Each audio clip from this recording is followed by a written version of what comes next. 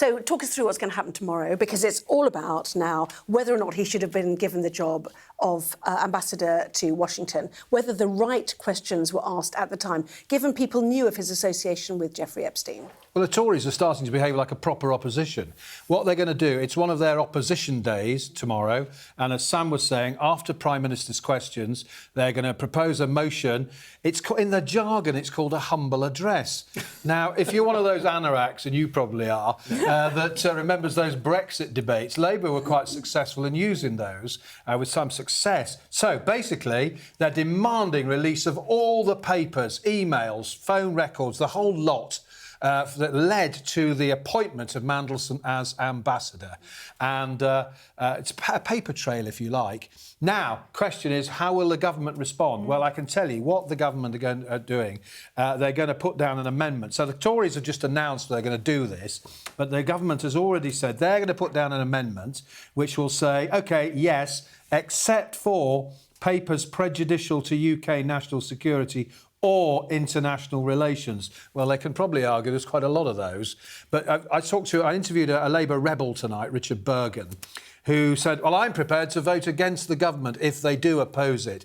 I mean, his argument is that it'd be crazy to oppose this. And I think that's right, actually, because the government would look dreadful if they opposed the release of all these documents.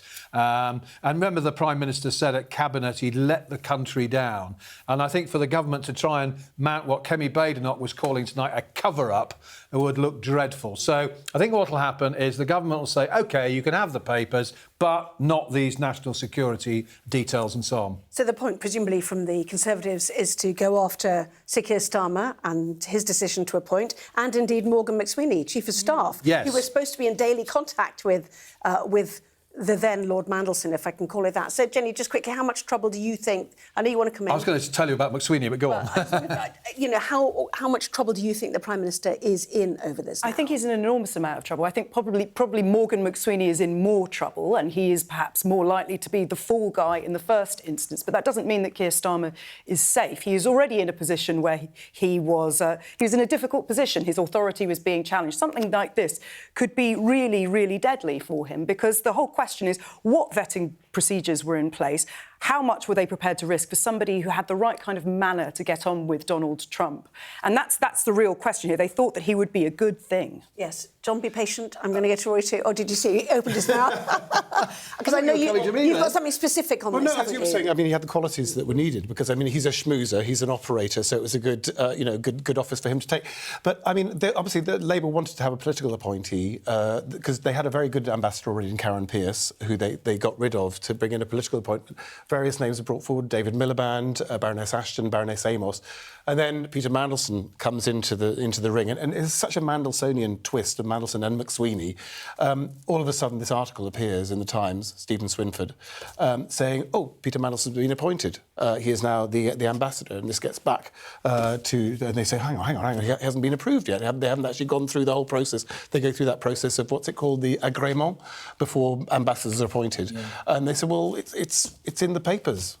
It's a done deal. It's a fait accompli." So very, very Mandelsonian twist. John, your time has come. I was only going to say about McSweeney, Kemi Badenoch has said tonight, Morgan McSweeney, a close protege of Peter Mandelson, was involved in the vetting. Morgan McSweeney is a man whose fingerprints are all over this embarrassment. So the Tories will probably target him. And I agree, I think he may be the fall guy, the scapegoat at some point. I mean, you think back when they've become an embarrassment, Alistair Campbell, Andy Coulson, Dominic Cummings, they're out the door, and an easy scapegoat. But, of course, well, there are those who say that if you get rid of McSweeney, then the Prime Minister won't last much longer. And isn't there also his fingerprints are all over Labour's victory? A lot of people hold him responsible for that. And the blunders, though. And the blunders as well. I mean, getting rid of Sue Gray doesn't look so clever now, does it? That feels like a very, very long time ago, doesn't it? Not that long ago. Yes, well, indeed so. In terms of what happens next, then, does it all go a bit dark once the criminal investigation gets underway, do you think, in terms of the politics of this? Or can they still pursue these, why did he become UK ambassador line? Well, the Tories will turn up the heat, as well. As Sam says, Prime Minister's questions tomorrow as well. Badenoch will go on the attack. They could keep this up for months and months and months. They don't have to sort of interfere with the criminal case. I mean, The police are only beginning their investigation. I have to say, actually, they were very quick, weren't they? It was yesterday that Stephen Flynn, who was on Sky News tonight, was writing to the Met Commissioner, Rowley, saying, come on, have an investigation. Within 24 hours, they said, yep, right. Gordon Brown, of course, who's furious, has jumped in and handed over lots of documents and so on. So has the Cabinet Office. So the government and the former Prime Minister are encouraging this police investigation. But, of course, if it all goes to trial, that could all be very messy, couldn't it? So, I mean, many people are asking, why is it Britons that are being investigated here and not the Americans? Where are the Americans in this, Rory? Well, it is interesting. I mean, because I think this is a story that keeps on giving. I think there are layer after layer. We've had a lot of the salacious stuff. And let's not forget, of course, at the heart of this are the victims themselves. And I think, actually, Prince Edward mentioned those today because, you know, these poor young women who were trafficked, that's at the heart of it. So we've had the salaciousness. Now we've got the Peter Mandelson thing. I think this is going to get deeper and deeper. I think it's going to end up with Russia as well, because Putin has mentioned, I think, 1,000 times. Right, yeah. There are 1,000 documents relating to Putin, 10,000 documents relating to Russia. And we've got all these names that are here. We've got Bill Gates, Peter Thiel, the boss of Palantir. And I think this is going to go on. And this is, as you rightly said, Valerie, this is the biggest political scandal that we've in recent memory. Yes, and has to say at this point, you know, appearing in the Epstein files does not, you know, prove any wrongdoing whatsoever. Of course. And where's all the Donald Trump stuff as well? I mean, that seems to be, you know, it's played down. You know, although he had a name for Peter Mandelson, by the way. Did you know? You know what he called him? He called him Sneaky Pete. Sneaky Pete. So he knew him very, very well. And that's who he was, you know. Very interesting.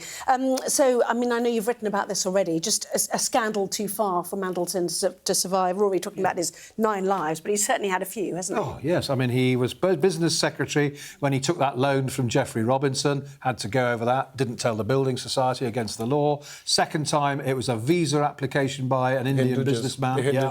And then... I mean, what this, of course, has reminded people. People are saying, criticising Keir Starmer's judgment. Some people are saying, hey, what about Gordon Brown bringing Peter Mandelson back into the government in 2009, I think it was. I just think it's very funny that Keir Starmer said it's wrong to prejudge somebody simply on the basis of everything they've ever said and everything they've ever done.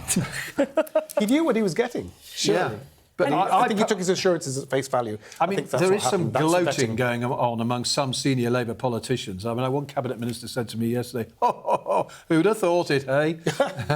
Yeah, I think I read he was awarded his peerage in 2008 in order to come back in and be 2008, both business secretary and de facto prime minister. And this was a man absolutely senior in that Gordon Brown administration who was shipping out information as soon as he And of course, the allegation goes in the document. 2008 was the year when David Miliband almost made a move against Gordon Brown. He wrote an article in The Guardian which was highly critical, and then Gordon Brown, I don't know, well, of course, it all went wrong for Brown. I know this is history and everything, when he didn't have that election in 2007.